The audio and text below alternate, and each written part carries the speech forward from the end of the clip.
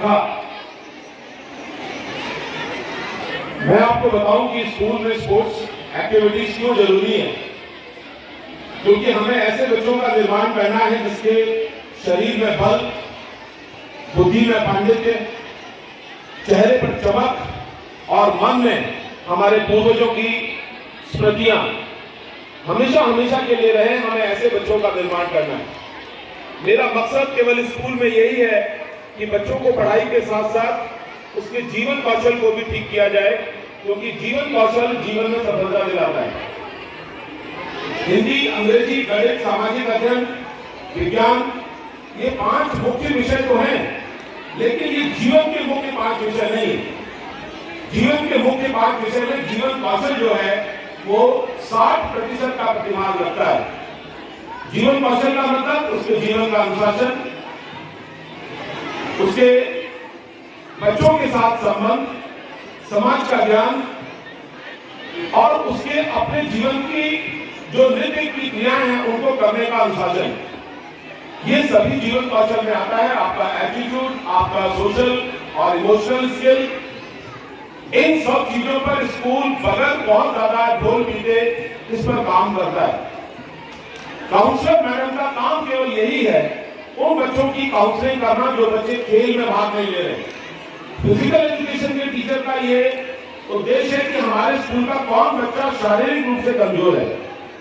Music और dance teacher भी ये नोटिस कर आपको देते हैं कि आपका बच्चा म्यूजिक और डांस में अच्छा है, आप इसको म्यूजिकल इंस्ट्रूमेंट या आप अपने तरह से अगर कोचिंग कराएंगे तो ये बच्चा आगे बहुत बढ़ेगा। 5 विषयों में ज्ञान रखना ये बहुत अच्छी बात है।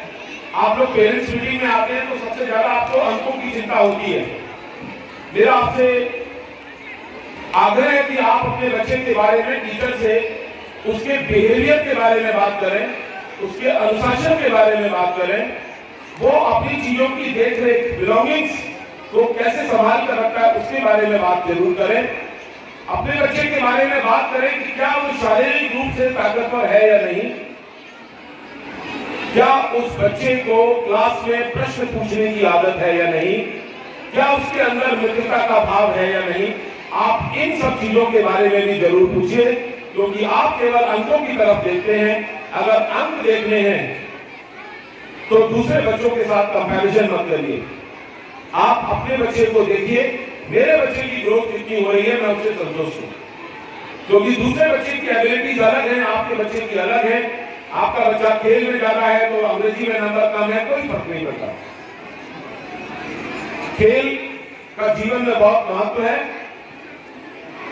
लोग तो खेल को 12वीं क्लास तक और लड़कियां तो 10वीं क्लास में ही छोड़ देती हैं, लेकिन मुझे ये मेरे अपने पिताजी से सौभाग्य मिला कि मुझे हर जन्मदिन पर फुटबॉल मिली, फुटबॉल के शूज मिले, और उन्होंने मुझे प्रोवोक किया कि मैं अलीगढ़ मुस्लिम यूनिवर्सिटी में मैंने पोस्ट ग्रेजुएशन तक, जहां पर लोग केवल पढ़ाई और अपनी नौकरी के बारे में सोचते हैं, मैंने वहां पर अपनी फुटबॉल को जारी रखा और 3 साल तक लगातार यूनिवर्सिटी, इंटर यूनिवर्सिटीज, देश की सारी यूनिवर्सिटीज के खिलाफ खेला।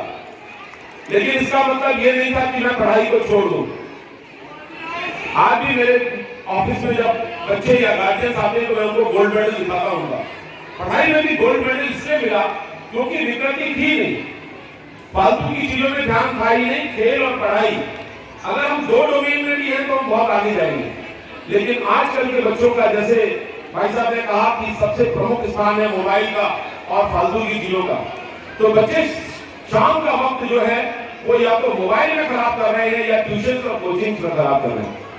अपने बच्चे को कोचिंग मत भेजिए, हम 6 घंटे पढ़ाते हैं, वही पढ़ाई बहुत अच्छी है।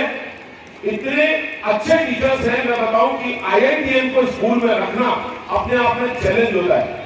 लेकिन मेरे स्कूल में जो IITM की टीचर, जो केमिस्ट्री की टीचर हैं, she is from IIT Delhi. Chemistry के टीचर IIT की बच्चों की कोचिंग कोटा में कराते हैं। फिजिक्स के जो ललित सर हैं वो कम से कम 22 साल से फिजिक्स पढ़ा रहे हैं। डॉक्टर चंद्रशेखर हिंदी में PhD है, 4 PhD हमारे स्कूल में है। तो आप ये सब चीजें छोड़िए कि कोचिंग में उसको ज्यादा ज्ञान मिलेगा। मैंने देखा है कि नर्सरी के बच्चों को लोग बैग ले लेकर कोचिंग में जाते हैं। पार्क में जाइए उस बच्चे को लेकर, खेल के मैदान में जाइए, स्टेडियम में दौड़ना सिखाइए। उसको स्पाइस ला के दीजिए, उसको बैट ला कर दीजिए, खेलने दीजिए, क्योंकि खेल उसकी सबसे महत्वपूर्ण रुचि है और उसमें वो आगे बढ़ेगा तो वो पढ़ाई में भी अच्छा करेगा। ये मोबाइल बच्चे की पढ़ाई में सबसे बड़ा हिंड्रेंस है। ये हम एक्टिविटीज बच्चों को इन्वॉल्व करना, इतने सारे गेम्स का प्रेजेंटेशन, हमारे स्कूल के बच्चे, मेरे को बिल्कुल भी कोई इस बात में कहने में संकोच नहीं है कि ये बच्चे पूरे अलीगढ़ के सबसे बढ़िया बच्चे हैं खेल के, क्योंकि हम इंटरनेशनल खेलते हैं, हमारे बच्चे विदेश में जाकर खेलते हैं। हैंडबॉल की टीम में 5 बच्चों ने रिप्रेजेंट किया देश को। 1500 मीटर में बच्चे भी नेशनल खेल कर आए। विज्ञान प्रदर्शनी में हम लोग नेशनल के लिए सिलेक्शन हुआ है। इसका मतलब खेल के द्वारा पढ़ाई में उत्कृष्टता हासिल करना, यही सही स्टेप है।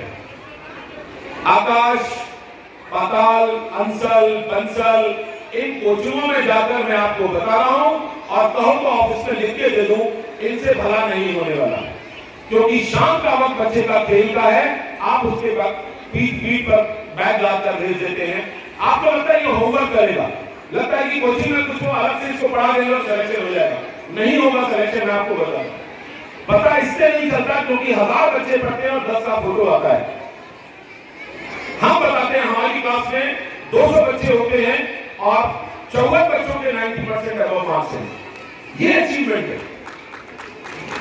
जब आप 2000 बच्चों को पढ़ाकर अलीगढ़ में 5 सिलेक्शन करा रहे हो और वो भी 1 साल के बाद, 12वीं क्लास पढ़ने के बाद, वो बच्चा 1 साल, आकाश की काउंसलर मैडम खड़ी हुई है, मेरे स्कूल में आई है और उन्होंने मुझे बताया कि आकाश में कितनी दुर्दशा है बच्चों की। पैसे के पीछे मत भागिए। मैं आपको फिर से एक चीज बताता हूं, अगर 100 रुपया खर्च करना है बच्चे पर तो 50 रुपए खर्च कीजिए और समय 1 घंटे का है तो 2 घंटे दीजिए। आप देखिए आपके बच्चे के अंदर बहुत अच्छा ग्रोथ दिखेगी, आपको उसका डेवलपमेंट दिखेगा। पढ़ाई एक स्लो प्रोसेस है, इसके लिए सततता, कंटिन्यूटी की जरूरत होती है। ये गेम्स में भी कंटिन्यूटी की जरूरत होती है, संगीत में भी कंटिन्यूटी की जरूरत होती है। आप इसको करिए। कभी मौका मिला तो कोचिंग के और डिसएडवांटेज बताऊंगा आपको कि बच्चे किस तरह से कंफ्यूज हैं कोचिंग के बाद। हमारे यहाँ पर ज्यादातर बच्चे विज्ञान और मैथ्स की कोचिंग पढ़ते हैं। कोचिंग पढ़ने से प्रॉब्लम यह है कि वो एक ही दिन में 2 पिक्चर देखता है, 2 चैप्टर्स की, और फिर वो कहीं का काम नहीं करता क्योंकि उसका दिमाग इतना थक जाता है। 6 घंटे स्कूल में, 3 घंटे कोचिंग में। It's not possible. Self study is the best mode. DM साहब आए थे, उन्होंने कहा था कि मैं डीएम बना तो कोचिंग से नहीं, मैंने सेल्फ स्टडी बहुत ज्यादा की, सारे विषयों को अपने घर पर बैठकर, कमरे में बैठकर पढ़ा, तब मुझे आया। पढ़ाई का मतलब सॉल्यूशन नहीं है, पढ़ाई का मतलब है सॉल्यूशन के रास्ते तलाशना। अगर गलत भी आंसर निकला है तो वो एक अचीवमेंट है। बहुत बहुत शुभकामनाएं बच्चों। आज और कल हम पूरे, क्योंकि 1 महीने से खेल चल रहा है और उसका ये फाइनलिस्ट हैं और ये फाइनल में बच्चे खेल रहे हैं, आप इसको सिंपल एक्टिविटी नहीं माने। ये बच्चों ने बड़ा जोश के साथ, तैयारी करके साथ, पूरे 150 बच्चों में इन 8 बच्चों का सिलेक्शन हुआ है। तो ये बहुत बड़ी बात है। इस प्लेटफॉर्म पर आना, देख लेना आप, यही बच्चे इन्हीं में से नेशनल और इंटरनेशनल वाले निकलेंगे।